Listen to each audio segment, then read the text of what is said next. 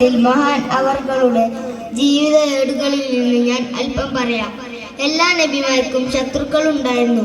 നമ്മുടെ നബിയുടെ ഏറ്റവും വലിയ ശത്രുവായിരുന്നു അബൂജഹൽ. മരണരംഗത്ത് പോലും ശത്രു കാണിച്ച അവന്റെ അവസാന വാക്കുകൾ ഇപ്രകാരമായിരുന്നു. ബദർ രണാങ്കളത്തിൽ വെച്ച് ഇബ്നു മസ്ഊദും മീകായിൽ അലൈഹിസ്സലാമും കുത്തേറ്റ് വീണ് കിടക്കുന്ന അബൂജഹലിന്റെ നെഞ്ചിൽ കയറി ശിരസ് മുറിക്കാൻ ഭാവിച്ചു.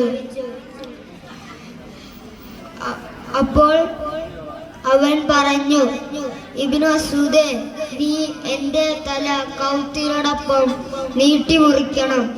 എന്നിട്ട് എന്റെ തലയെടുത്ത് മുഹമ്മദ് നബി സല്ലല്ലാഹു അലൈഹി വസല്ലമയുടെ മുമ്പിൽ കൊണ്ടുവെക്കണം. അവൻ അത് കണ്ട് പേടിച്ചു വിറക്കണം. നോക്കൂ ശ്രോതാക്കളെ, ഇതായിരുന്നു ആ ദുഷ്ടന്റെ അന്തിമ അഭിലാഷം.